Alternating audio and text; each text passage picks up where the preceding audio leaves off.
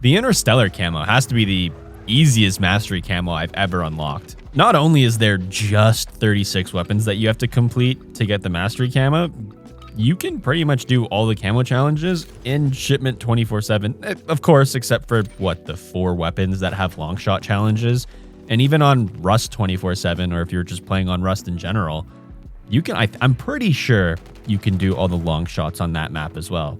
And DLC weapons have already been added to the game. So if you don't want to do the RGL-80 launcher challenges because they're not tracking for some reason, or you just don't want to use a stupid launcher, you already don't even have to. It's a great grind. Camo grinding for me has become so easy because in the past 5 years, I've unlocked every mastery camo there has been available, on the odd occasion multiple times as well.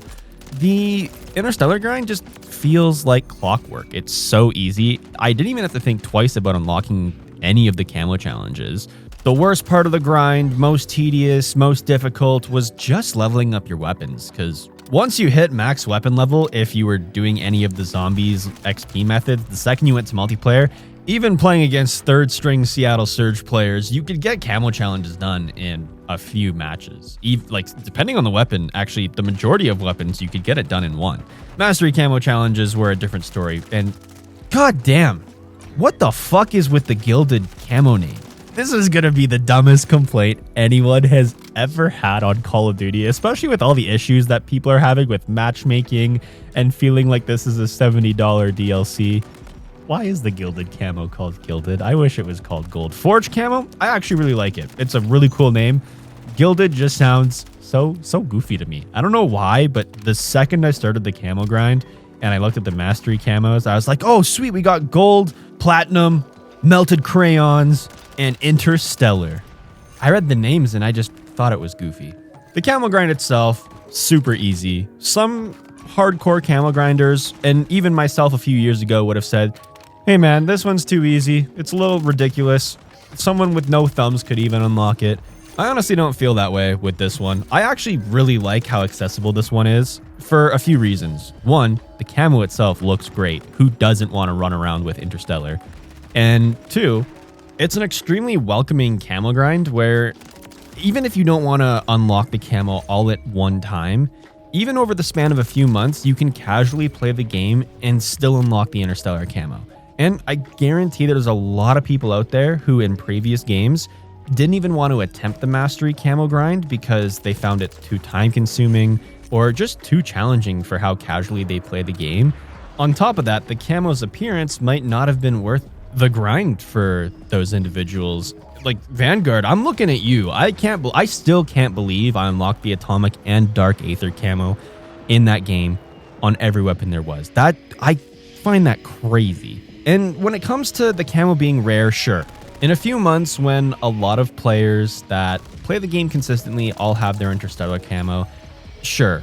You're going to see it quite frequently. It's not going to be rare. It might not have the prestige that a camo like Damascus has previously carried. You'll probably see it and think, oh yeah, there's another person who did the camo grind like me. Yo, props to you. Enjoy the camo, whatever. I used to be a camo elitist myself, where I used to think it was stupid when camo challenges became easy, because my perspective was, you're unlocking a mastery camo. You should have to unlock and master every weapon in the game, right? That just makes sense to me. And in Vanguard, when it came to really stupid camo challenges like point blanks with sniper rifles before they changed the prerequisites, I was such an elitist then. My perspective was, well, yeah, of course, for a mastery camo, you should have to master a weapon like the sniper rifle and not just sit hundreds of meters away from enemies to get easy kills, but actually be up close and in enemies' faces and still succeed with it. I still believe that there should be some level of mastery when it comes to these camos. Like, yeah, okay, use the goddamn weapon and master it, but it got a little ridiculous around Vanguard, and the part of the reason why I liked mastery camos back then was because of how rare they were, especially after Damascus. Quick history lesson for any of those new players that didn't get to play Modern Warfare 2019 or didn't even look at the camo challenges. With a single assault rifle, you had to complete 10 base camo challenges, and those consisted of things like 800 kills for the spray paint category, 100 headshots just for the second category, and you had to do a bunch of crazy challenges like 100 mounted kills, 100 long shots. And in that game, when you unlock the mastery camo. The feeling was unreal. It was incredible because I have a camo that the majority of players don't have right now, and in a month and even years from now still won't even have, just because of how ridiculous the camo challenges are. As things have gotten easier, I actually have opened up myself into thinking, yeah, okay, maybe the camo challenges shouldn't be that difficult and should be more inviting and maybe a little bit more accessible. That being said, I still think Interstellar is way too easy to unlock. I mean, there's not much they can do. It's 36 weapons only. It's not like they can crank the difficulty of camo challenges to be unrealistic. I'm probably even in the wrong with my perspective and outlook on how mastery camos have been since Damascus, because I had such an elitist perspective when realistically you look back at a game like Black Ops 3 and the camo challenges were pretty simple. It was basically master the game, use every gun in the game, play it, and enjoy. And I might have lost the plot. The camo grind this year, as easy as it was extremely enjoyable to complete.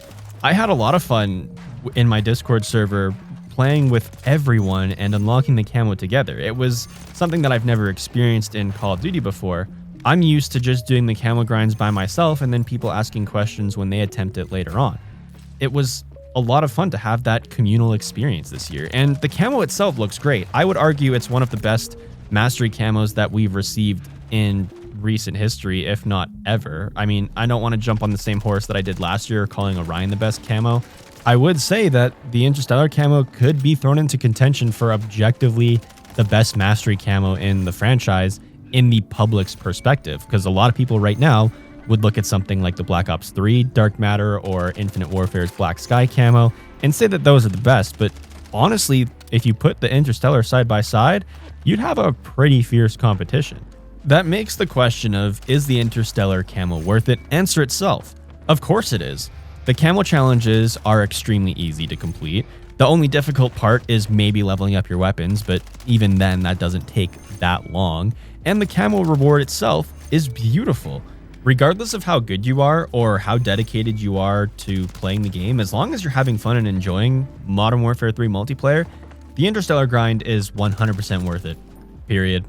That's it. That's the verdict. 100% worth it. I honestly think it would be extremely difficult to find someone and convince them not to unlock this camo or even attempt it. And what do you do when you complete the Interstellar camo grind and you still want more stuff to do? Modern Warfare 3 has plenty.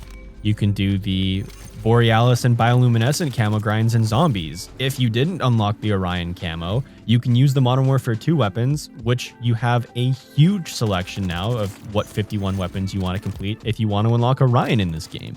And if you have all mastery camos and you're someone like me who's going to go the extra mile, there's the Grand Master challenges that give you even more to grind and work towards if you're looking for that. And that's something that this game does extremely well. The camo challenges, really easy. Interstellar may not be the biggest challenge in the world, but if you're wanting something to go that extra mile, you have that option for you.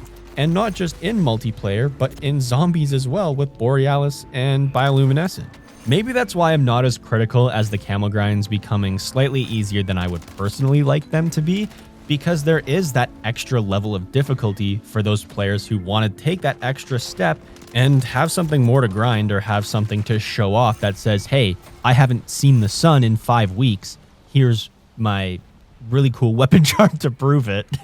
I'm definitely going to be doing the Grand Mastery grinds for Modern Warfare 3's multiplayer and Zombies. I don't know if I'm going to touch the Bioluminescent Mastery grind.